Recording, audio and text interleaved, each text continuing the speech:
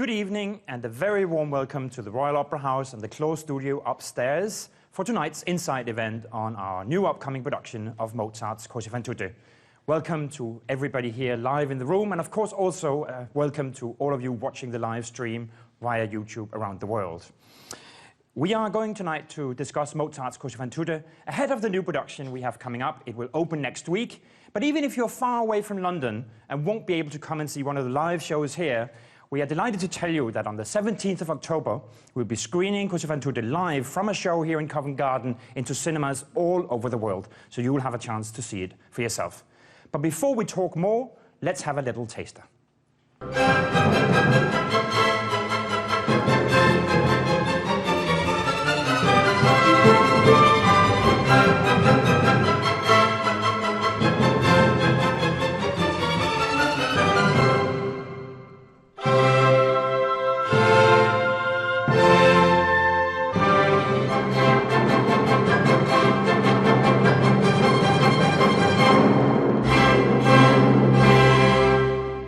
Curious to see and hear much more. And if that is the case, then as mentioned on Monday, the 17th of October, we'll be performing Così fan tutte live here in London in Covent Garden, but we will also be screening it live to cinemas around the world.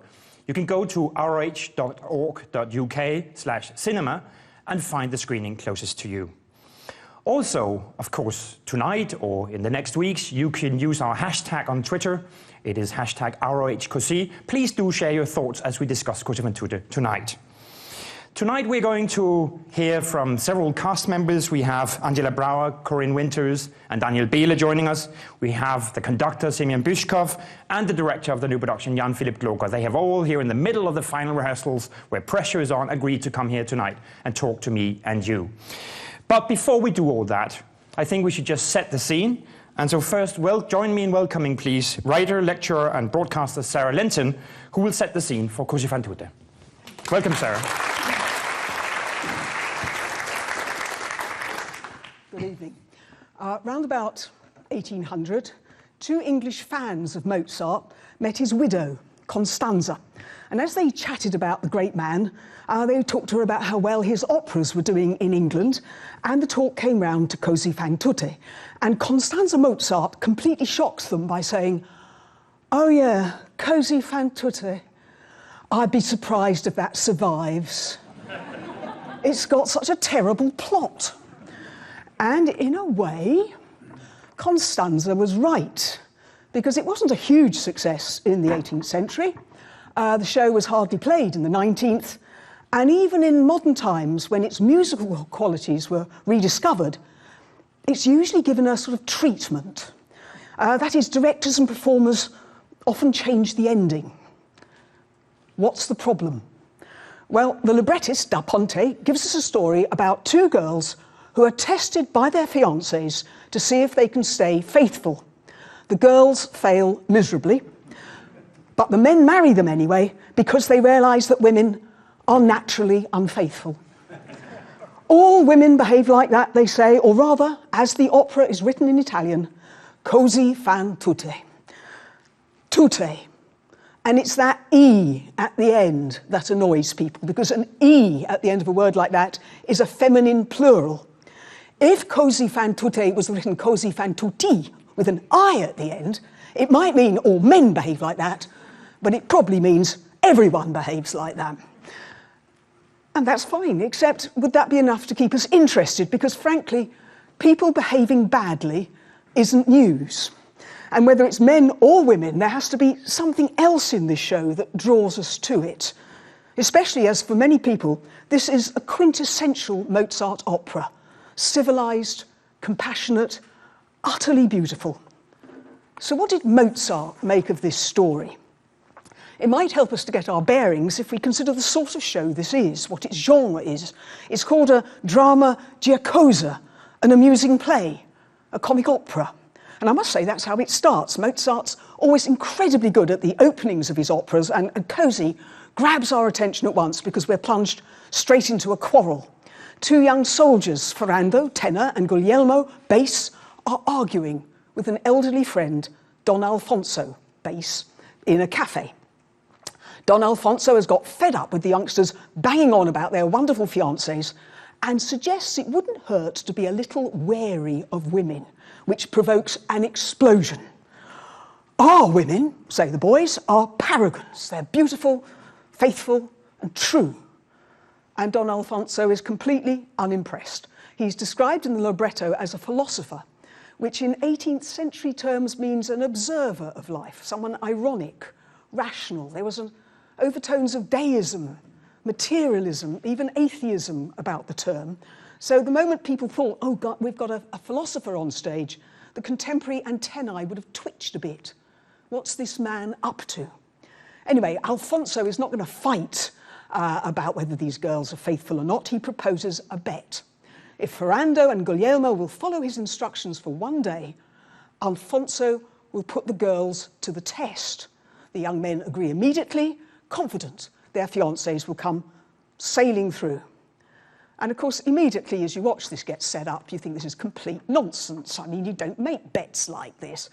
You don't muck around to that extent with other people, and you certainly don't set up the elaborate scam we now watch, except if you're living in a comic opera. And for the next 20 minutes, that's the world we appear to be in. We meet the girls, Fiordiligi, soprano, and Dorabella, mezzo-soprano, and in the next scene, they're sort of dreaming about their fiancés. They're not at all pleased when Don Alfonso appears, minus the men, and are thoroughly alarmed when he tells them that he's the bearer of bad news. The men have been called up. Ferrando and Guglielmo appear on cue in uniform to say goodbye, and a chorus of extras appear from nowhere to sing about the glorious military life. Exit the lads, and Alfonso and the women sing a farewell trio as they sail away. And it's now the special magic and bewilderment of Così begins, because what are we to make of this farewell? It's one of the glories of the score. To start with, it's a trio, 3 people singing at once, an ensemble. Mozart's great contribution to opera was his use of ensemble. They're the building blocks of his drama. In his shows, you get to know the characters as they sing together, as they appear in relationship. But not here, because disconcertingly, one person in this trio is lying. The girls are heartbroken, but though Alfonso appears to be grief-stricken, he knows this is all nonsense. The boys haven't gone to war at all. They've nipped off stage to get into some disguises. And yet the trio is about the wind that's carrying the men away. The accompaniment is all wind instruments, and the marvellous legato line, that is slow and steady, beautifully paced lines, demands the most accomplished breath control. It's all about wind. Is Mozart having a joke? Doesn't sound like it. The effect is heartfelt and beautiful. The girls exit to change into something suitably gloomy, and their maid, Despina, a high mezzo, appears. She's the typical knowing maid of comic opera, and she famously appears with some hot chocolate, grumbling about a servant's lot because she gets to mix the chocolate, but she never gets to drink it. And she's taken aback when the girls appear, devastated by the loss of their men. In fact, Dorabella's reaction is particularly dramatic, and she pours out her woes in a florid aria. Despina is completely unimpressed and advises the pair of them to use this opportunity to find some more chaps. This doesn't go down well. The girls exit in a huff, and Don Alfonso slides in. He needs an ally, and he bribes Despina to introduce a couple of rich Albanians into the house. They are a tenor and a bass, and they look extremely familiar. Anyway, Despina accepts the bribe and then has some difficulty in explaining the appearance of 2 strangers to her indignant mistresses. Fortunately, Alfonso appears and hails the men as his 2 old friends from the Balkans. And it's at this point the Albanians injudiciously reveal that they're in love with the women. And Fiordiligi is roused to sing a showstopper. She's furious, faithful, and firm as a rock. And the rest of the act circles round the men trying to break this resolve, climaxing with them rushing on with bottles of poison to knock back a fatal dose and collapse on some handy cushions. Despina enters, disguised as a doctor, and wielding a strange magnetic invention, resuscitates them. The Albanians come too, and though the girls are temporarily softened by the men mistaking them for goddesses, they absolutely refuse to kiss them. And the act ends with the men fairly confident that the girls will stand firm, but with Alfonso and Despina privately doubting it. And if we stopped here, I think we'd feel we'd been watching a comedy. After all, let's face it, Albanians don't often commit suicide in your drawing room. And I mean, it's fun, but it's, it's a very comic opera device to vent your feelings in a powerful, dramatic soprano aria. However, Act 2 is nothing like so straightforward. And perhaps this is the moment to reflect on how young the four lovers are and how curiously unprotected the girls are, especially for the 18th century. How odd the subtitle of the opera is, Così fan tutte, or The School for Lovers. Perhaps these people need schooling. Perhaps they're immature, perhaps they're young, or perhaps Alfonso is experimenting with them. From this moment on, every così is different. Some stay fairly light, but others move into the shadows. It starts with the girls idly agreeing that a flirtation couldn't do much harm, and they each choose the Albanian that suits them. Naturally, they get the wrong ones. Dorabella picks Guglielmo and Fiordiligi Ferrando. They go off in pairs for a walk, and in a matter of minutes, Guglielmo has worked upon the soft-hearted Dorabella and managed to swap his miniature picture for that of Ferrando's. Ferrando is not so lucky with Fiordiligi, and he reports back to Guglielmo that she's turned him down flat. What neither men know, however, is that Fiordiligi has been attracted by Ferrando, and she pours out her distress in the aria Per Pietà. This is nothing like the fireworks of Act 1. Fiordiligi is no flirt, and she's profoundly distressed by her new feelings. But Alfonso won't have it, and the opera darkens as he urges Ferrando to try Fiordiligi again. How often, one wonders, has this poor girl got to pass the test? So Ferrando woos her again, and in music that I must say sounds extremely sincere, secures her love. Both girls have fallen. The three men are left alone, Guglielmo furious, Ferrando broken-hearted, and Alfonso philosophical. Women are programmed like that, he explains. You shouldn't test them. Rather belated advice, one feels, at this point in the show. Repeat after me, Così fan tutte.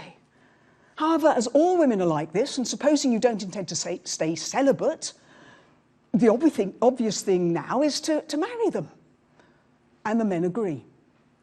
They set up a mock wedding as Albanians, sign a contract, exile mysteriously, possibly to change their clothes, and re-enter as their natural selves in uniform, returned from the war. In 2 seconds, they find the wedding contract, bits of Albanian costume, and as the girls collapse, begin to sing some Albanian music. And it's then it begins to dawn on everyone how much they've been fooled. Everybody is now hurt and distressed.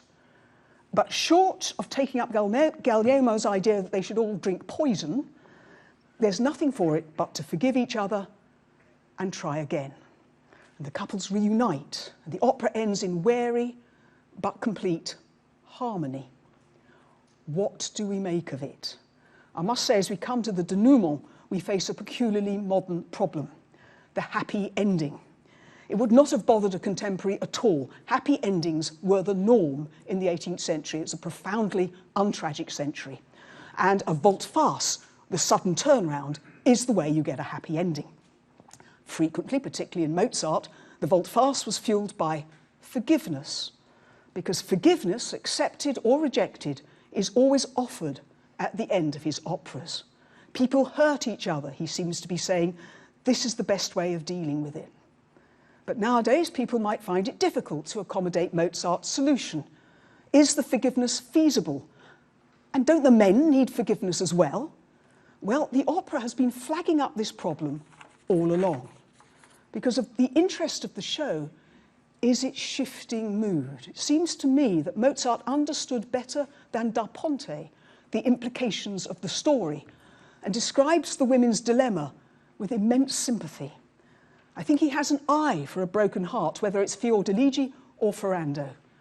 And the great Mozartian scholar John Rosselli says that actually the characters are quite trivial, but Mozart believes in them and gives them their glorious music. Who can say who's right here? I don't know. I can't tidy the show up. I don't suppose the Opera House can tidy it up either. I've never seen any production that did. I don't know whether you've seen Così before, whether it's your first time. I can assure you, however, that however many times you see this opera, you will always find a different interpretation and a different way of presenting this beautiful but infuriating work. Thank you.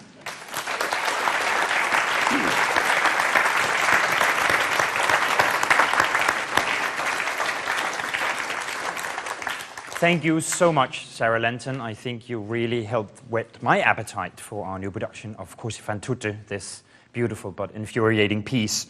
And now to talk about these characters that we just heard about. In the middle of the final rehearsals, they've been singing today on the stage here at the Opera House, and yet they've agreed to come tonight. 3 of the stars of the show. Please welcome Ferrando, Dorabella, and Fiordiligi, aka Daniel Biele, Angela Brauer, and Corinne Winters.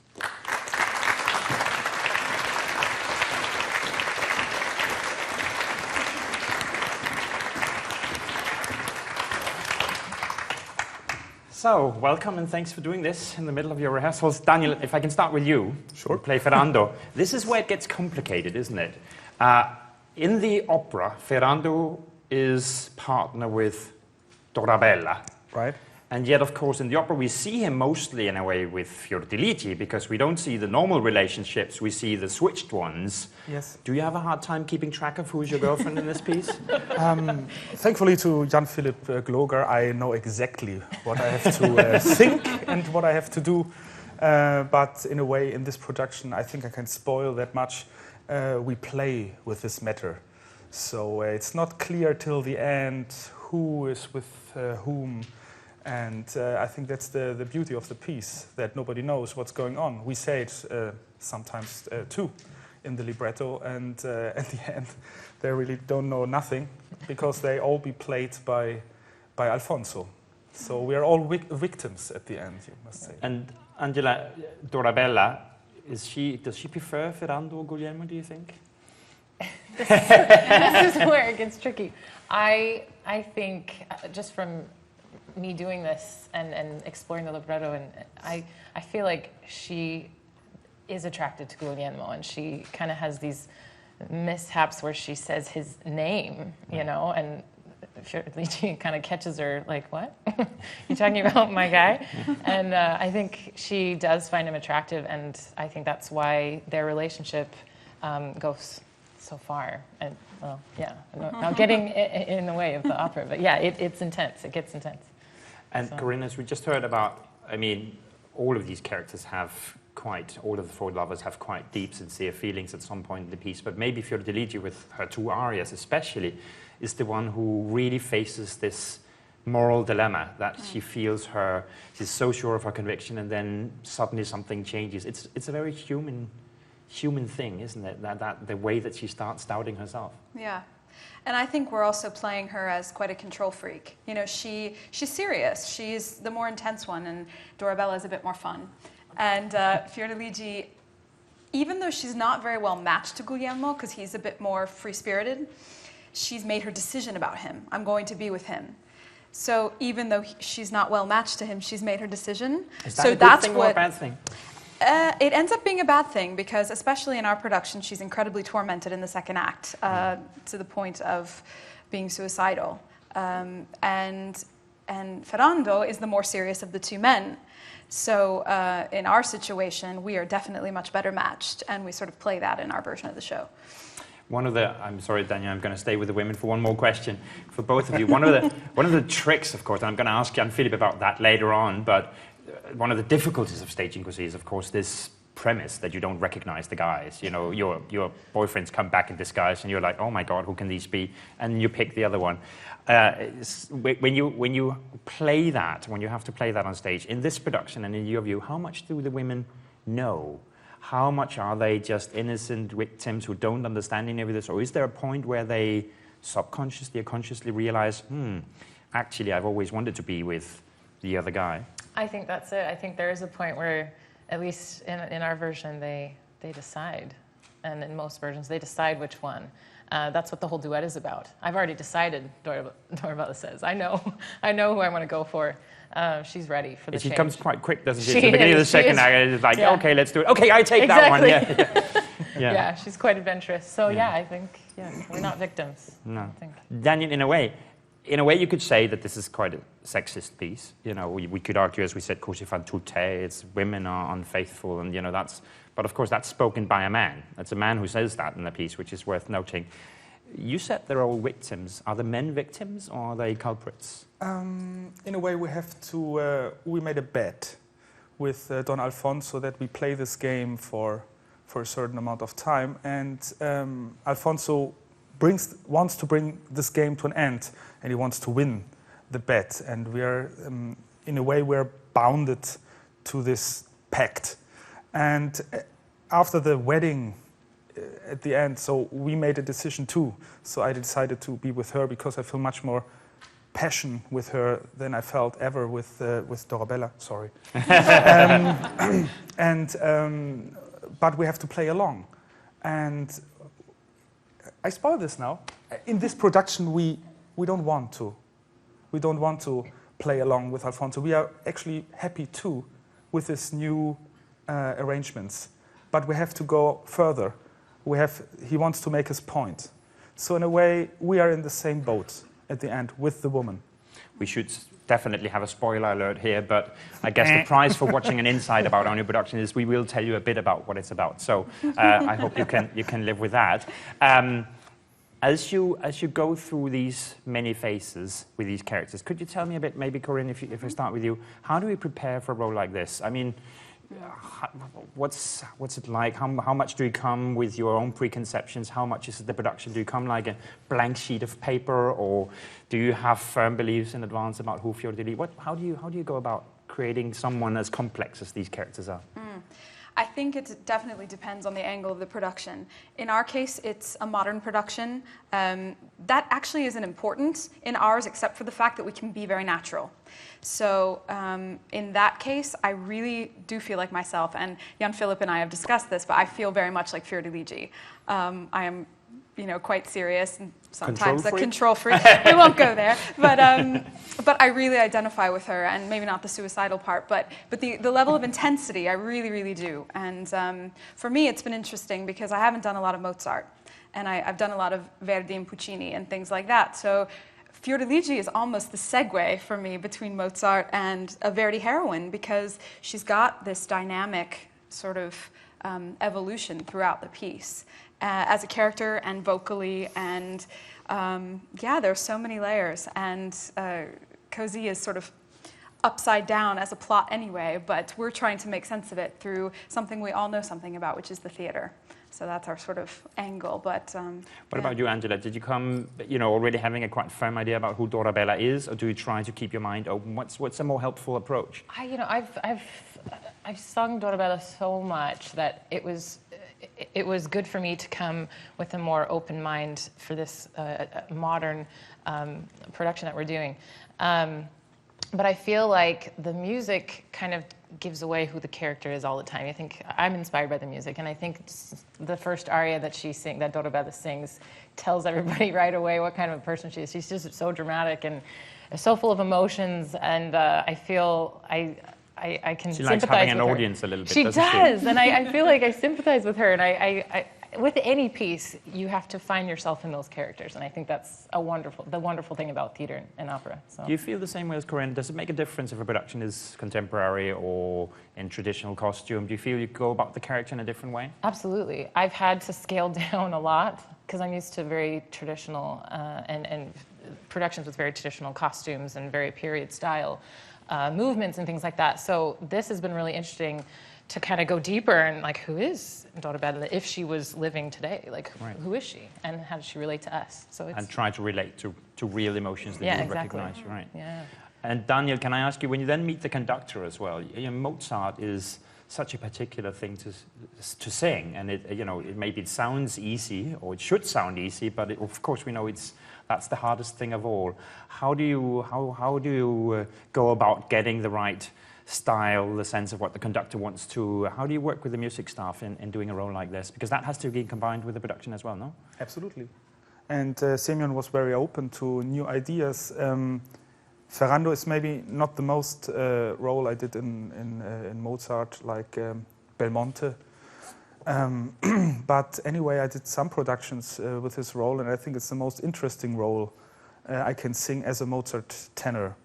Because I can show everything. I can start funny, then I get very serious. I have maybe the most beautiful aria in the opera, except your aria and yours. I exclude the people who are not here. But anyway, and you, if you're able to, you can do this aria in a very to make this to a very intense moment. It's also the way I try to pimp Ottavio in Don Giovanni when I do Dalla sua pace, that quiet, that I always get a hated vision of the horn player who has to do the piano with me, and he's always like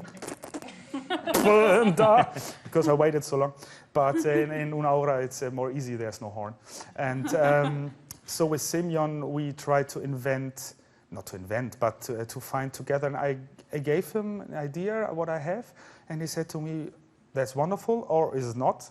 Can we try something different? And then we find together and make a version which suits both. But in a way, sometimes it works with the conductor, sometimes it doesn't work if he wants something completely different in style. But here, actually, it's perfect, because the house is perfect for lyric voices too, and we can really shine in soft moments. It's not so much about the fortissimo. It's more in the second act where I'm really crazy and angry and can shout and so. But the first act is about the soft voice and about the piano, and we can do everything here. Everything is possible in this house, and that's great. Corinne, I think when you know Così, you really wait for your big aria in the second act. It is, as we heard before, in the middle of the madness and the farce and all the comic turns and even the cynical bits, is suddenly this moment of real truth, a woman standing there alone and not knowing what to do, and that aria comes like this little island in the middle of it. How do you realize it? I mean, just very practically, when you're doing the show or the rehearsal, do you realize, okay, it's coming up now, and then you have to pace yourself for it, or is it just suddenly there? How self-conscious are you when you do a scene like that as a singer on the stage? Or do you get carried away and you forget that you singing it and you're just for the lead you? I really try to act like I'm in rehearsal just creating, because it's really easy when you have these epic moments, or if you're in a production where you're on stage most of the night, which in this production we only go off stage a few times. Just like the day of a show, for example, I don't really have a special preparation. I will make sure I get a good night's sleep. But other than that, I go about my day as if it were rehearsal. Because if I make it too special or too sort of trying to make it perfect, then I get in my head and my psychology is off. So for this, I just try to say, if I'm staying present in the moment and saying the words, you have to trust the voice is just going to do what it's done, which is where all of the rehearsal, the training on your own time, the coaching, everything comes into play. Because as my voice teacher says, you don't sing a voice lesson in a performance. And she's right, you can't. And you can't be in your head about what the director thinks or the conductor thinks, as much as I love them. You really have to, you have to be just completely in the moment and surrendering to what's happening in that moment, which is this scary but beautiful thing about what we do, because we can lose ourselves and just truly be present in that moment. So I try to do that with Per Pietà. We'll see, but it's been going well so far. So. And I think actually often for the audience, of course, the audience knows that there's a lot of preparation, but still how much the performance is actually just the tip of the iceberg, and how many hours and days and rehearsal and work lies behind it is difficult to comprehend, I think, no? Yeah. Okay, that was a good answer. Angela, I wanted to ask, because for this particular production, I think you and Corinne had the chance to prepare in a special way, which is that Semyon is conducting it for the first time. I'll talk to him about it in a moment, in a staged version, but he did a concert. It was with Santa Cecilia in Rome. And you two sang the ladies. Yeah. So you have done it already with the conductor in preparation, and then of course the production comes later, which is almost the other way around than normal. Has that been different? Yeah, we were really lucky, especially since as Dorabella, as the mezzo, it's such an ensemble piece, right? And it's so important to really gel with your Fiordiligi, the soprano. And we had that chance in Rome to really get to know each other and to get to know our voices and how we move together throughout the pieces. And that was a real treat. And so coming here, we weren't as nervous. I wasn't as nervous because I knew her and I knew what we had done and I knew what we could create, and it's just gotten even better in my opinion. So, yeah. And when you then come to rehearsals here in the house, I mean, it's, as we hear, you're almost on stage the whole time, all of you. So it's not like if you have a small role and you can pop in and out of rehearsals. You basically hear a lot. Are rehearsals, would you say, is it mainly agonizing or is it mainly fun? You know, is it great and you have many laughs, or is it actually quite painful? You want the truth? No. No, they're great. Everybody's been wonderful. I think we've been really lucky. We've had a great group of people, and we were all laughing all the time. And even when things were hard and difficult, we would find something funny to watch on YouTube during our breaks, something to keep us just light. And we've had really good energy, I feel, and we've gotten to know each other really well, which is nice. It's not always the case, so we're kind of lucky, I feel. Is it, in your opinion, all three of you, is it primarily a cynical, dark piece, or is it a comedy? What should the audience expect when we come to see it? Is it a light evening of entertainment, comedy, or is it? Yeah. Yes, absolutely. Why?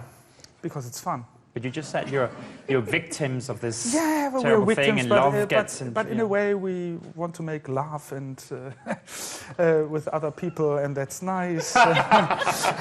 Everybody likes this, so that's Così fan tutti. And we just show to the people what everybody wants to, but can't, because it's the people can't do this. I think so, and we can, because before Daniel gets on too far. No. What would the girls say? I think the events are comical. How it comes about is quite comical, you know, and then how it transpires and develops is funny to me. Even though it's a very serious issue, Mozart presents it in a very tasteful way, I think. Yeah. And it's fun. It's tasteful. I'm going to be the naysayer here. But it's my well, first... Well, it's Fiordiligi's role, isn't it? Yeah, exactly. The serious one. but it's also my first staged Così. When we did it in Santa Cecilia, that was my first time doing the music at all, so I'm the novice. But I will say that I think it starts out fun and games. It starts out as a joke. And it's always funny to see people getting really upset in their own worlds when they don't see that they're being ridiculous. That is funny. And the first act is generally that way. But I will say our second act, especially in this version, is cynical, dark, serious, and it's a game they've just taken too far. And it's people's real feelings are getting involved, and people are, you know, really going over the edge. And when we're playing things like suicidal feelings and regret, we're not playing it comically. We're playing it really truthfully. So, I mean, I think that there are definitely comic situations, but just like La Bohème, I mean, La Bohème is a tragedy, but it starts with this long comic scene with the boys. So I think it's a dynamic piece like that. I think it is definitely comic, but we've got some serious stuff in there that I think will move people as well. We'll hear more about the production later on from director Jan Philipp Gloger, but without giving away too much, I can say that Jan Philipp uses in this production very much the world of theatre to make this school for lovers, to put the girls to these tests, and for that matter, the boys too. But it strikes me also as a super relevant contemporary thing, the issues discussed in Così, because I mean today we see with social media, with how you can be online, people flirt with each other, people change identities, you play with who you are, and you can take everything very lightly, and then of course find out that there might be a consequence. So it feels to me like a actually really, really contemporary piece. Absolutely. Is that the feeling you get as well? Yeah. I feel like we can all relate to this story, especially the question, what is real? What is real? What's Yes. going on? How do I feel? Is that a real emotion, or I'm just excited by the moment? It's very interesting psychology. Also in our world, and also in like actors in Hollywood, for example, there are people that get together in a show, and then the feelings feel so real, but then the show's over, and it's like, well, what do we do now? Are we a couple? Are we not a couple? And especially since we've created a theater world, a theatrical world, we sort of have that moment where there are real feelings, but it's like, can this live outside of this world or not? And as performers, and I'm sure a lot of other people have had this scenario in some form or another, it is a modern, real thing. And of course, the whole idea of trying to understand what emotions are, what is it I'm feeling, is one of the great things about opera, that music comes into play. And music never gives one-to-one answers. You can't say this music is this or that, but it helps us maybe to not just understand, but feel as the audience. We can emote, we can use our empathy, and we can live those emotions that we feel on stage. So music gives us that chance. No? It's a black comedy. It's a black comedy. Comédie noire. Well, Yeah, comédie noire. and in any case, sometimes life can of course be comic when it's most tragic, and sometimes the most tragic moments needs to be taken. And a bit Mozart put lightly it this way. So if it's really dark, and then Alfonso says something, I can't stop laughing very softly, and so we are. So that's. So I mean, plays with we it. can of course all agree that you are the victims and Alfonso is the big culprit. He's not represented here tonight, so you're just trying to be, let's say, the devil's advocate. How do you three feel about Alfonso? What kind of character is he? This weird man, the catalyst for all of it. How do they relate to him in this production? In this production, we don't know him. In traditional productions, he is a friend, right? We call him our friend. But in this production, he's not. So he's a bit of a stranger, and so we're getting to know him throughout the piece, actually, while he's manipulating us. So it's interesting because he's playing, right? And so we're taking him as he's presenting us as a character, right? As he's showing his character. So I don't know how you feel that. It's all, I'm discovering it as I go. And it feels like you're letting yourself be manipulated, just like we do when we go to the theater. We want our emotions to be emotional. It's true, and in that theatrical setting, it's almost like we get lost in this world because it's so foreign. As just normal, opera goers, now suddenly we're on stage, and what's going on? It's really interesting the way It's theater. done. You may. It's not real. You can do this. I can play with her, and let's try how far it goes. But at the end, we find out that maybe there's a certain line. When you go over the certain line, then you hurt yourself, and that's what we're playing with. Yeah. Okay, all three of you, last question. What is your favorite moment in the opera, seen from your perspective? What is the moment that every night gives you the biggest kick, you think, when we get there? Corinne? I think our duet is pretty great. Yeah. Musically and dramatically, we're literally saving each other. I mean, from death. And sometimes the text sort of alludes to that in a way of hyperbole, but we actually do in our version. And it's one of those heartfelt moments, and it's also visually really interesting. Won't say how. You have to come see it, but yeah, it's great. Daniel? Yes, I think for the playful things are very nice. I like to do the singing with the aria and whatever, but the final one, this is pretty fun because we are doing like we are heard, and then we fool with them around, and it's very funny. It's always a lot of laughing aside what's written there also, because we really can do fool around, and it's fun. Great way to end the first That's really act. fun. And Angela? I would agree. I think, as a colleague, I always listen for their duet in Act 2. I just love the music, and they sing it so well. And I love having fun in the first act finale, which is just so funny and so fun. But on a simpler level, I really enjoy singing Soave, which is the first trio that we have. The one we heard about with the winds. With the wind, it's so beautiful and just musically inspiring, and I love it. I just think that's... We're super grateful to all three of you. We know that these final rehearsals are testing, and you have another stage in orchestra tomorrow where you have to sing and be ready tomorrow morning. So thank you so much for joining us tonight and sharing your thoughts about Così. Let's give them a big hand.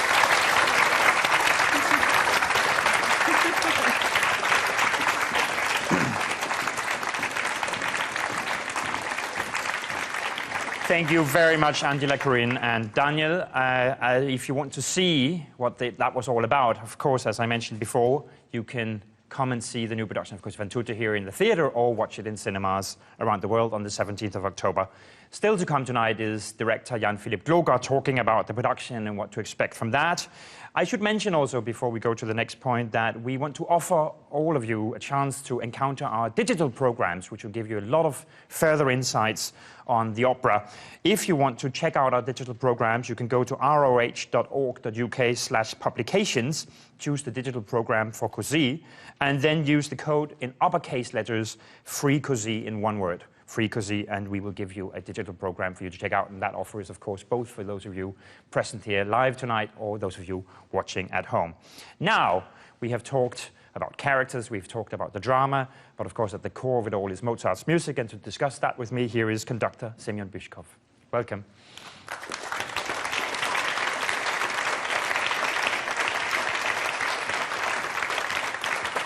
Semyon, how are you? Semyon, first of all, thank you so much for joining us. These final rehearsals are testing and you're working with the stage and orchestra. You had a stage and orchestra today, you have another one tomorrow, so thank you for taking the time tonight.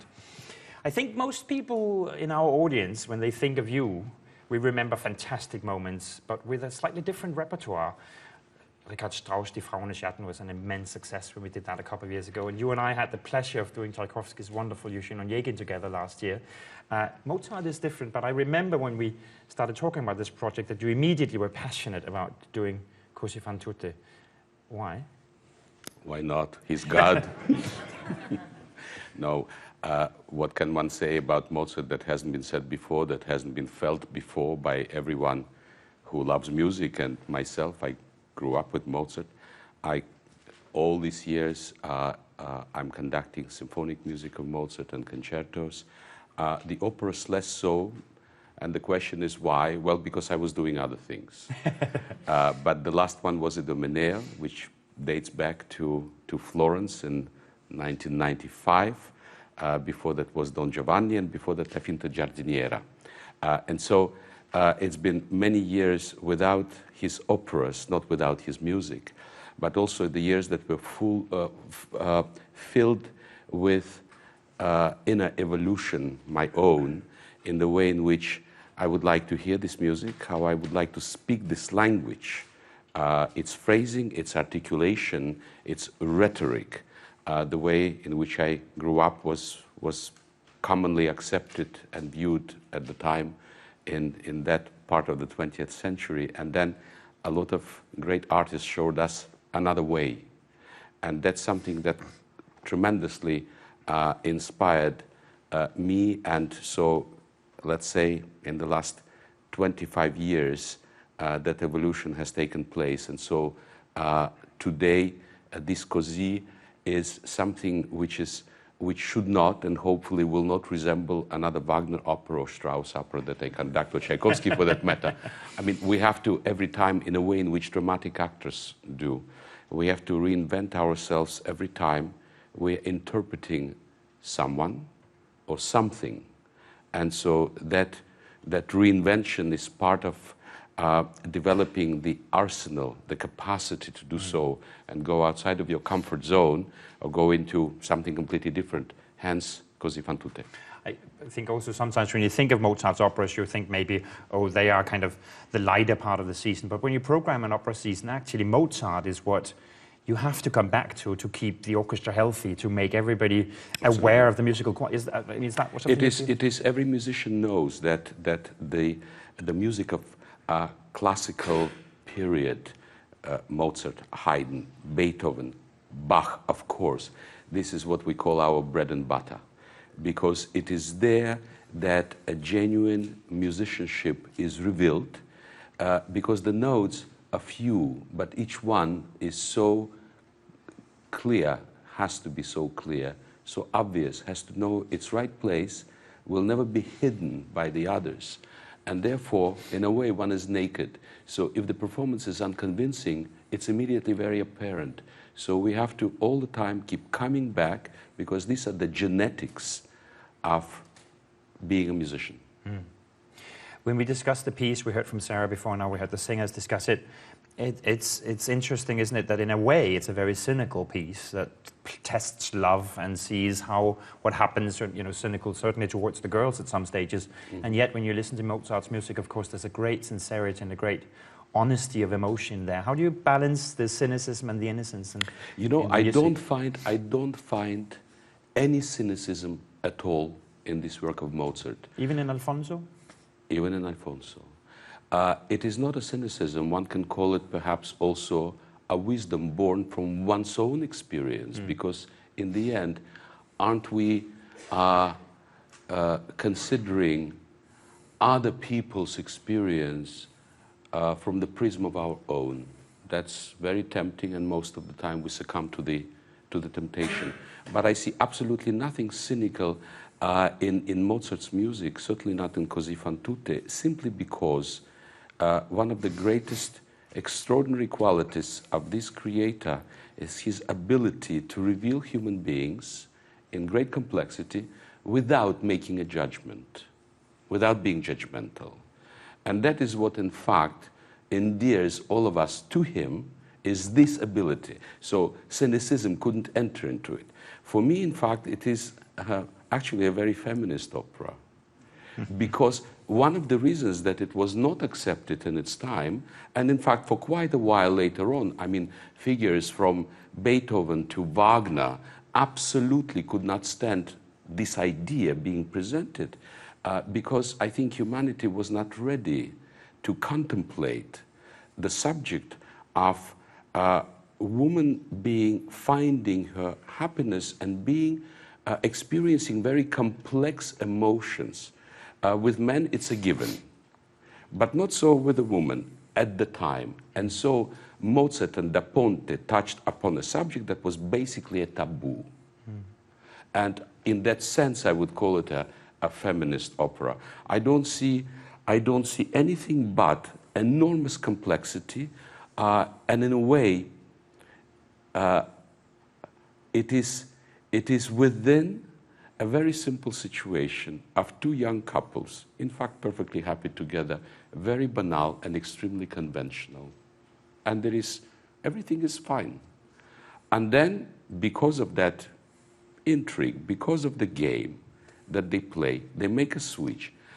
And nobody expects to find oneself in a situation where suddenly what used to be a perfectly nice a relationship with someone suddenly can develop into a very passionate relationship with someone else, where you have a feeling, for example, that Ferrando and Fiordiligi, finally, these two belong with each other, and they realize that.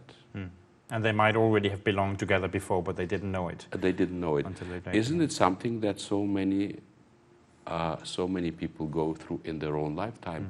In fact, it's simply a search for happiness, and the lucky ones could consider themselves lucky, because they have experienced finding that soul where the two hearts become one. So you don't think Ferrando can return to Torabella in the ending, as in the traditional happy ending kind of style? One never knows. This is the mystery. This is the mystery of and complexity of human heart. One cannot know, but what we do know is what happens while we see them. What will happen afterwards, one can always contemplate. What if, etc., etc. But here is a real situation with the real two young couples who suddenly discover that what seemed to be a wonderful happiness perhaps is not necessarily the right one for them. And that is all, of course, is very much portrayed in the text. One very interesting question comes to mind when Fiordiligi, who is so torn by guilt, she wants to go to war to join her beloved Guglielmo, but she has to hide herself, disguise herself. So she puts on a uniform, which is in the closet. Whose uniform is she going to wear? Ferrando's, not Guglielmo's. Why? Those kind of nuances that are in the text of Da Ponte and that Mozart, in fact, explores through the musical sounds in the way that only he knew how to do. That makes Così an inexhaustible ground for researching the human condition. A stupid question maybe, but do you have a favorite moment? Yes, in I was hoping you wouldn't ask me about the highlights. Who am I to talk about the highlights of Mozart? Every note is a highlight, because every note is connected to the note that came before and that will happen after. Therefore, you cannot take one without leaving the other ones out. It won't make any sense.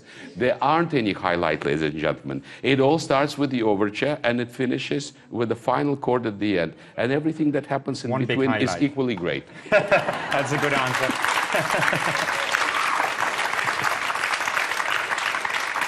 Semyon, final question, and then I'll let you go because I know these are long days. Just on a purely practical level, the audience, both here and at home, don't get a chance to see the work that goes into it these days. In a stage and orchestra rehearsal like the one you had this morning, what do you do? How do you pull this whole machine together? What happens in such a rehearsal? You know, what we are trying to achieve in rehearsals that hopefully will be able to touch you with is to reveal the score created by someone else. We are interpreting it, but we have this, we have the source, and the source comes from the score. And what happens is that every colleague performing, whether it is an orchestra musician or it is a singer, they only have their own line.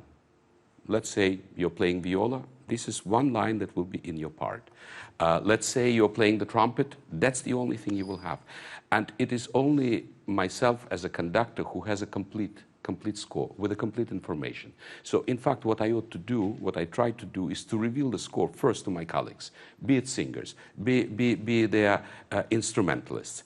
And after that, it's a question of how to reunite all the elements that are in the score when they become the real sound. It means that every element has to find its space and its place. And so at any given moment, someone will be leading.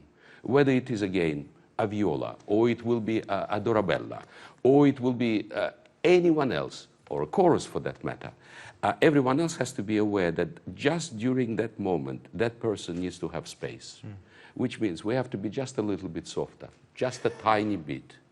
But it shifts all the time. So in a way, it's constantly going in zigzags from one spot to another. And in order to be able to do that, all the colleagues who are participating have to be aware at any given time who is doing what, rather than just knowing their own part. And one other thing that, of course, we are extremely aware of during the rehearsals, every word, every note has to be heard by the audience and understood. How can that be done when we have voices on stage and an orchestra in the pit? It means that finding the right balance where the voices have the space in which they can actually express themselves without shouting. And so today there was a certain challenge for us to find that kind of balance. Again, because this orchestra, which is a magnificent instrument, I have to say, they have given me so much joy over so many years in so many different productions. It's the first time that we are doing Mozart together. It isn't the first Mozart for them, it isn't one for me, but together it is.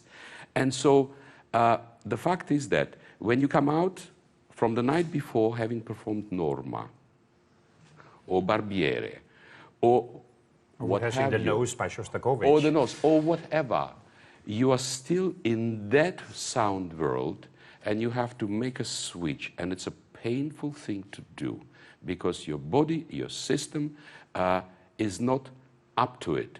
It has to be a conscious effort to press the button to find yourself now in the sound world of Mozart, in the rhetoric of Mozart's expression, in that phrasing, in that articulation. Basically, one can say lighter.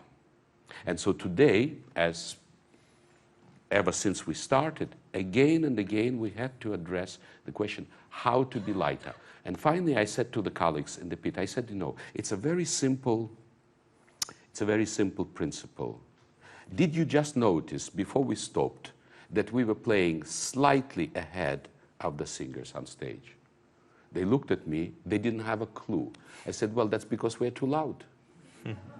The basic rule is that at any given point, any colleague in the pit, myself included, must be able to hear our colleagues on stage. If we can, that creates a natural balance, and then we are fine. We'll never be too loud. The moment we are not able to hear, it means we are too loud. And it's not them who are too soft. Semyon, I'm sure the singers are delighted to hear that. Semyon, it's a delight to have you with us and inspire us with your musicianship, and we look forward to joining you in the sound world of Mozart. Thank you so much for taking time tonight. Thank you, Semyon.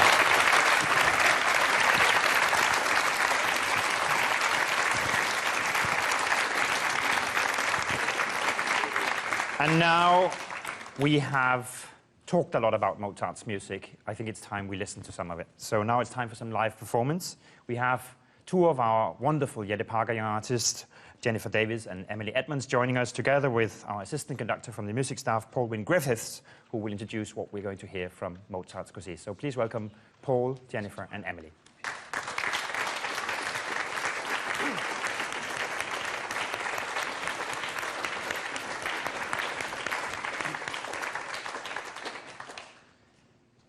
Good evening. We just want to show you a few of the styles you're going to hear during the evening of Così. A lot of the evening is not even with the orchestra. It's not even sung much. It's a very little musical interest, in fact. It's the recitativo secco, dry recital, where the words are spoken, the drama happens in between the main arias and ensembles, which tell you where the plot's going. And it's accompanied in the pit by a forte piano. Sometimes it's a harpsichord, sometimes it's a harpsichord with the cello, sometimes it's a forte piano with the cello. But Semyon has decided this year, for this run, he wants just the forte piano, which is an earlier version of this chap. And the strings are hit with hammers, but it's a wooden frame, so it's not as solid and resonant as this. So it does have to be tuned twice during the evening because it does go out of tune. So this recitative is sung text. And what's played in the pit on the forte piano is made up as it goes along. My colleague Mark Packard will be playing, and he's given a figured bass, just a bass notes under the words and the notes they're singing, and he can play what he likes over it. Chords to keep them in tune, and also to do word painting and keep the drama going. Like little things like the little recit we're going to do with the girls now. Fiordligi says, I feel like doing some silly things this morning. And the word pazzarella means silly things, and the two chords are this. But Mark might just colour the word pazzarella, might do just a little scale, just a word paint the word. When we're learning it, it's all written in 4/4. Now, we don't speak in 4/4. That means 4 beats in a bar. I don't speak like this all the time. Hello, Casper, how are you? We don't speak... That was out of time. We don't speak like that, but this is how it's written. I'm going to ask Jennifer to do something very difficult now, and she's more worried about this than anything else this week. I'm going to ask her to sing her first recitative as it's written in the score.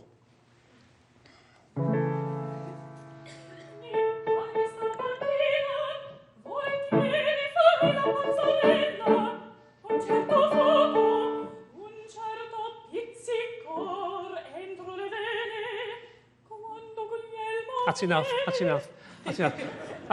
That doesn't have any beauty of language, no pure poetry in it, and doesn't tell us what she's thinking at all. So in the recitative, she has complete freedom to sing not the rhythm of the music, but the rhythm of the text. So this is what we should be doing.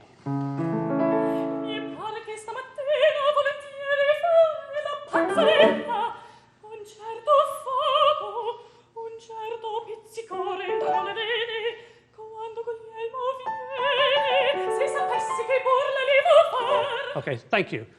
That's already telling you a story without singing. There's not much of a tune going on there, but she's singing the text. One other little thing, before we do this recitative, I just want to talk about the appoggiatura, which is, appoggiatura means to lean. It means replacing a note with another note. I'm just going to ask Emily to sing 5 notes. Now this is where she says, our husbands, they're very late, it's already 6 o'clock. Son già le 6, and she sings this. You sing that? Son già le 6. Okay, so the last 2 notes are the same. That's what's saying. But an appoggiatura means you can change one of the notes to make a stress on it. Stress it. So if she wants to make the point, it's already 6 o'clock, she can do the E flat for us. Son già le 6. So that already puts a stress on that word.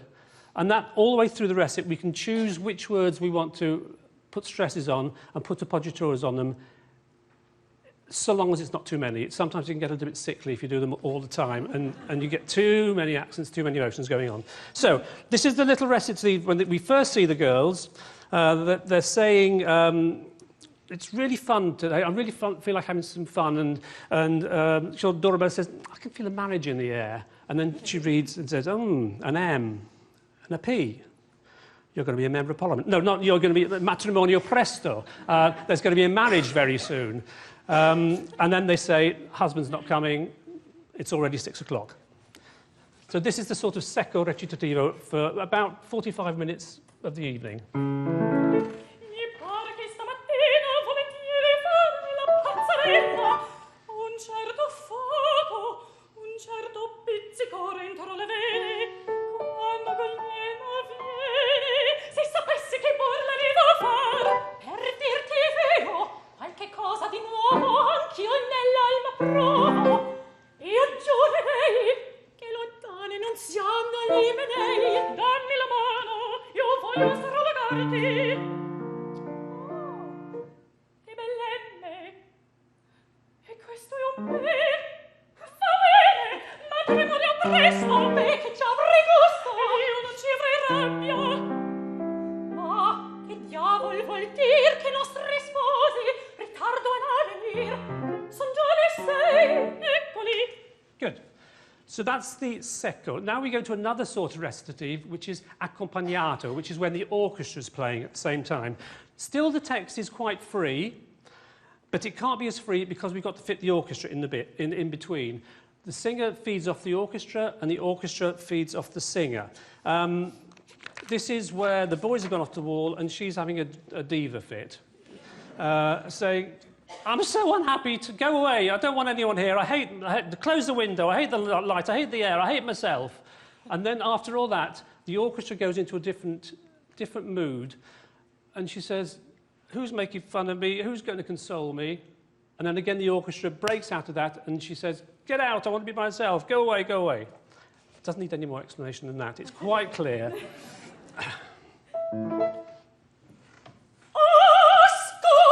Paventa il tristo effetto d'un disperato affetto.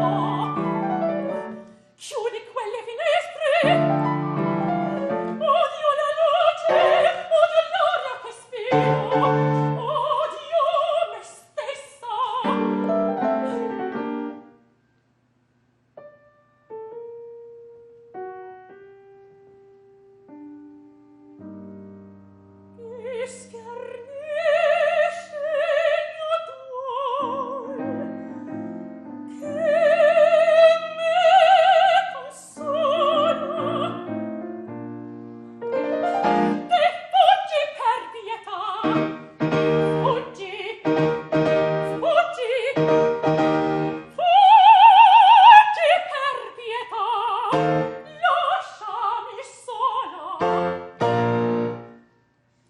Stay in a room with her anyway. But she's still got freedom to use the text in her own rhythms. She's not singing, just as Jen was showing us, she's not singing the actual printed rhythms of the words, of the music that's written, but she's got the freedom to use the text exactly as she wants to. Now we're going to sing the first duet when they come together. Very symmetrical piece where they're both looking at their pictures of their lovers. One says, mine looks beautiful, and she says, no, mine's gorgeous. And then it gets a faster section in the middle where they talk about love. But it has a very musical formula where they sing in thirds. When people sing in thirds, it usually means they're close. It means they're friendly because it's very harmonious. It's very close together, but very nice harmonically. There's no clashes, there's no aggression between the two of them. And this is used in other operas, and in Norma, which we're doing at the moment, the two massive duets between Norma and Adalgisa, the big cadenzas and the extended coloratura in those duets are full of these thirds. And going into Verdi in Traviata, when Germont comes in to speak to Violetta for the first time, to begin with, it's quite an aggressive argument. Are you what's her name? Violetta, that's right. Are you Violetta? And I'm father of Alfredo. And they have this discussion where he says, you've got to leave my son because of my daughter's getting married. And it's all against each other, and they never sing together until the very end, where they start singing together, and eventually they're singing thirds because they've come together. Violetta's agreed to do what Germont wants, and they sing in thirds because they've come together. Musically they come together, and dramatically they come together. And although this isn't as dramatic, you'll still feel how close they are. I'll just give you a couple of bars, not a couple of girls.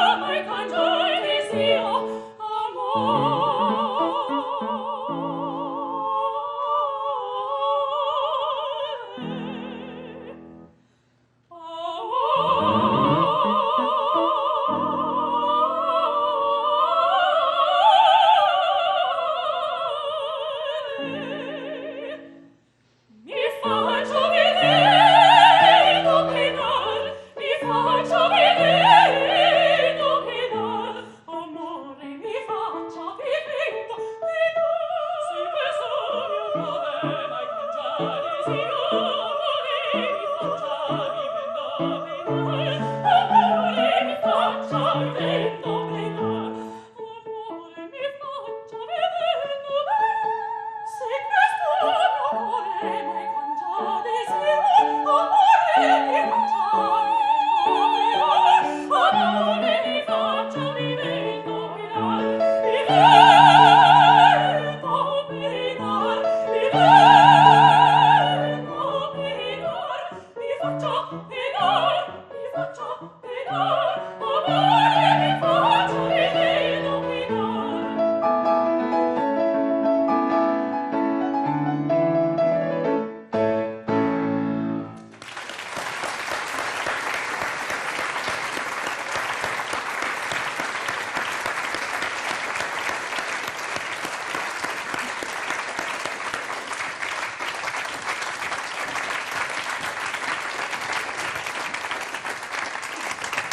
Thank you to Paul, Jennifer, and Emily. We are so privileged to have such knowledgeable music staff as Paul here in the house, and of course to have talents like Jennifer and Emily studying in our Young Artist program, where singers and talents come from all over the world to work here at the Royal Opera House. So thank you very much to them. I want to remind you that if you feel like discussing or sharing your thoughts, please tweet using the hashtag ROH Così. And I also have just been told, which is a fascinating thought, that beyond us here tonight in London, and I'm sure many other places, people are watching in places such as Romania, Dominican Republic, Ecuador, Poland, Argentina, Greece, Saudi Arabia, Taiwan, and I'm sure many other places. So thank you all for joining us tonight. And as the last thing we're going to do tonight, in preparation for our new production of Così, vento, we are going to talk exactly about that aspect of production with stage director Jan Philipp Gloger.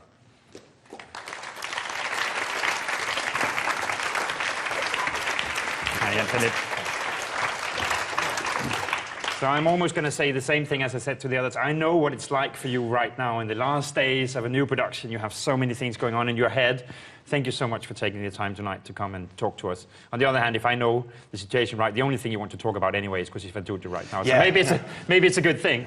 I remember seeing your production of The Flying Dutchman in Bayreuth some years ago, and I absolutely loved it. And when I started talking to you about what piece might you be interested in directing for us in London at the Royal Opera House, you thought about it and then you said, Così fan tutte.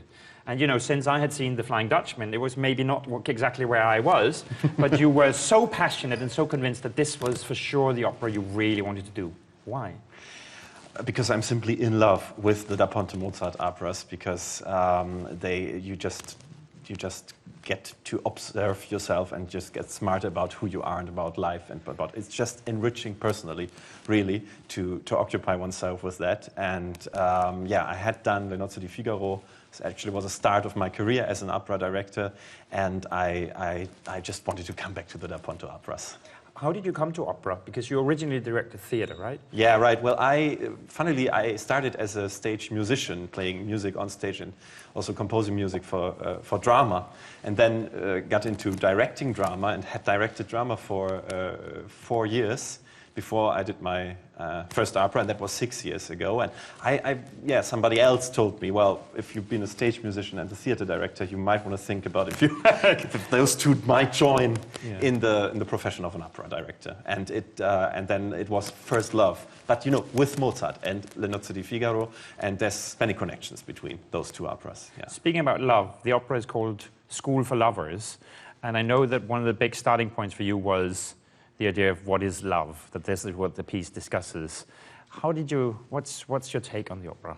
Yeah, it is very much focusing on that question. I mean, do you know that, Kasper? Can you give me a definition? No, that's why I go to the opera, to try and find out. Who knows what love is, really quickly? And I think those 4 young people that enter this world, they kind of have their definition, but this definition struggles, and they get shown how different love can be, and how we can feel like we don't love anybody anymore, or we love the whole world, or we love two men and are split between them, that it's not so easy to simply define it and think you can make it through a whole life with it. They're shown it within only 1 day. As Fiordilici says, how can a heart change so quickly within 1 day? And this is an emotional school. It shows us, and this is why I love this other title, School for Lovers. It could be really the title for this production, because it's so interesting to see how emotions can be created. I mean, this sounds just like what we're doing all the time, but this is in the theater, creating emotions. But this is also what's been done in the play, because there's a play in the play. Somebody is setting this up. Somebody is bringing... Alfonso is doing this. Alfonso is bringing the 4 people in situations that would create affections and feelings that they've probably not have had before. And then there's Despina, the maid that we've heard about, the collaboration, the partner of Don Alfonso, who asks actually at one point, amore così. It's a tiny little question, one of those secco recitativos that we've just been shown. And she gives her own definition. And meaning love, what is that? Yeah, love, what is that? Amore così. And there's very many definitions for this. I mean, in the end, I think what we can learn from this opera that we have to keep observing what it is. We have to be careful, yet open, And I think if we deny that we have fantasies and opportunities in ourselves, we won't succeed in life. If we just follow them, we won't succeed either. That all sounds quite serious, but it's a comedy too, or? Comedy is the best thing if you want to, it's the best way of looking at something serious. Right. We get involved when we laugh. We laugh about being touched, usually. We laugh about seeing ourselves. We get caught, usually, when we laugh. And it's absolutely not contradictory. I've just done Rosenkavalier before. It's also one of those operas. I've done that in Amsterdam. And this is what attracts me to Rosenkavalier so much. It attracts me to Così. It's right on the edge. It's, am I supposed to laugh or am I supposed to cry? Is this real? Is it staged? Is it both? Could it be staged and real at the same time? Which is in our time and age, as we talked about before, we all play with identity now and through social media, and so it's a very contemporary question. Yes, and also we live in a world of opportunities. I think we constantly, there's an opportunity pressure. I feel that in my generation a lot. Fear of missing out. Absolutely, and you're constantly shown you're missing something. This is also how they keep you buying and being a consumer, I think, But at the same time, people my age in the early 30s, and this is what, like we have a young cast as well, and we've talked about that a lot. We get, we feel under the pressure of having to do everything that's possible, but we of course also have the human longing of continuity, of in us, and this is a very human conflict. This is right in the heart of this play. Like, am I going to carry on? Am I going to stick to what I've built up, or am I going to explore myself, reinvent myself? And I think what we can learn, if this is really a school where we can learn from, sounds naive, but I think it is. It is that we have these both sides in us, and we succeed. There was Sarah mentioned this term of forgiveness, I mean, in the end, all the four lovers stand there and they are exposed. They are naked. Not really naked, don't worry. But they no warnings this time, no naked. No, we don't need to show this. This is also something I tend to say. This piece is about love. It's not about sex. Sex is an aspect of love, of course. But this is how we can program sexuality. It's quite well known, but how can we program love? This is the interesting I suspect when the audience heard the singers say this is a contemporary production, maybe some people then imagine, oh, it's going to be everyday life, it's going to be like my own life or like television or on the street, this is reality today, and it's just going to be everyday life. But actually, when I look at your production, it's everything but, because we get invited into a world of theater. It's very spectacular and strange. It's almost a David Lynch movie sometimes. It's a strange world we see on stage, and yet very... Why is it set in a theater? Well, first of all, I don't believe in that we can really simply mirror the world. But then if we want to look at the world outside, we just should go and look at the world outside. And we caught this one aspect that, Don Alfonso, the guy that, sets it all up, that he says at one point, and it's right after the terzetto that has been mentioned, where Sarah said, one is lying. He sings this beautiful music with the girls of longing and deep emotion, and then after it he says, non son cattivo comico, am I not a good theater maker? Right away after this beautiful music, so he has staged this. And we just picked up this aspect and we said, what if the four people are being asked to enter a theater world in which set changes, atmospheres, situations can be created, and we might want to have a look at some pictures. It can be fake, but real. Exactly. Well, let's yes. look at. If we look at the first picture, I mean, we see one set. This is pictures from the model. We also light the model too, because light is such an important medium. Jan Philipp, that looks like the crush room. Yeah, that's our foyer. Looks like a little bit like the Royal Opera House, right? But it's just about to slide away, Caspar. Actually, this is one of our starting points. But then, behind this, we see how the girls are brought. Yes, here. This is a train station. This is a sort of old-fashioned situation, a train station with an old-fashioned clock. And what we show, basically, is how, and this is very important in the libretto as well, we have set changes all the time. How? By creating atmospheres and situations, Don Alfonso seduces the girls. Because it can get contradictory so fast. Like how, like the sadness of the quintetto of the goodbye can feel like it's overdone, can be felt like a comedy. I'm not interested in the comedy. I want to make it real. This is why I put it in a setting where these emotions have a resonance. And this is, but it's not me putting these settings up, it's Don Alfonso.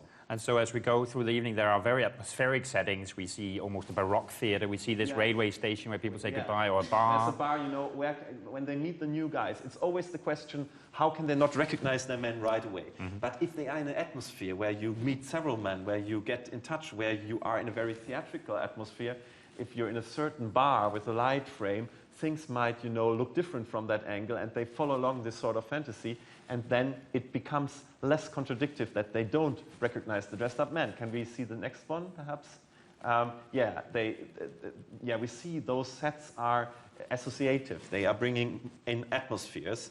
The next one, and this is, and they can be quite, you know, philosophical. Here we see all the words that have been used as synonyms for love in the libretto, because we're given very many definitions, and this is at a point the lovers are already quite confused. The next one shows this Baroque theater, because in the libretto it says un giardino alla riva del mare. Yeah, so he brings the ladies to a garden, to a beautiful garden, to make them, you know, to seduce them to follow. Put them in guys. a romantic mood. Exactly, and so in our case, he brings them into an old-fashioned Baroque opera theater, in which, in historic costumes, the guys are going to be. It's really beautiful, but at the same time, it's staged. It's fake. It's true fake. It's true fake. It's and in something a way, that we can laugh about, just as the audience laughed, or we can be touched by, or even both. I thought about when Sarah mentioned, I mean, she said these things could only happen in the world of comic opera. And in a way, you've taken that literally and said, actually, yes, this is the world of theater. It's what we go to the theater to happen to us, to be manipulated, to feel emotions that we otherwise wouldn't feel, to test ourselves. Exactly, absolutely. And this is what we observe in us doing theater all the time, how emotions, it is what the singers mentioned, become real. But I don't use it just because I want to put some certain idea on the play. It's very much, we were looking for situations and atmospheres and ambiences in which the psychology of the play works with modern characters, in which I believe that, you know, under which conditions could I believe that she really doesn't see the masquerade? And we just found something which would allow us to hold on to the story, because the story is timeless and thrilling and substantial, and still, you know, have this sort of own world. Yeah. When you do, my final question, Jan Philipp, when you do a production like Così, I sometimes feel like you work so hard on this work for years and years, and of course you can never get to the bottom of it. And suddenly the premiere happens. It's almost like someone is coming and saying, right, that was the time you had, right? You want to go on and continue to do this for another 10 years with Così, probably. Yeah, if you give me a few more weeks, Kaspar, no problem. I'd be happy. No, I mean, we're working to that deadline. The curtain goes up. The curtain goes up, and this is how it is. And we've been preparing for for over 2 years actually.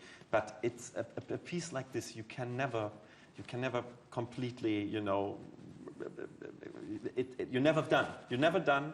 But with a cast like this, and we've seen how vivid they are, how they catch up on the thoughts, I think, you know, each performance will develop the show.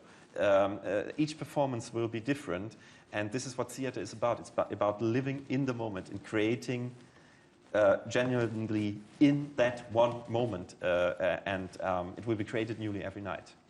And as you can probably see from the pictures we just saw, this is a production that also has great demands for the workshops, our fantastic workshops here in the house, where they can create these beautiful sets, all these atmospheres. Quite an expensive one too, I might add, as the producer of it. But certainly, if some of you think that contemporary productions has to be reductive or just like reality, this one will be very spectacular and atmospheric, and hopefully also entertaining in midst of all the philosophical thoughts. Thank you so much, Jan Philipp, for joining us tonight in the middle of your final rehearsals. Thank you all for being with us. Don't forget, you can see Così fan tutte live in cinemas around the world, here from the Covent Garden stage on the 17th of October, and you can find the screening closest to yourself on roh.org.uk/cinemas. I am delighted that so many cast members and Semyon and Jan Philipp took the time out here in the middle of the final rehearsals to come and share their thoughts with us, and I hope you will join me in thanking them. Thank you all for coming tonight, whether you are here in the Claw Studio upstairs in the Royal Opera House, or whether you're watching somewhere else in the world. I hope we have whetted your appetite, so to finish off, here is a little taster.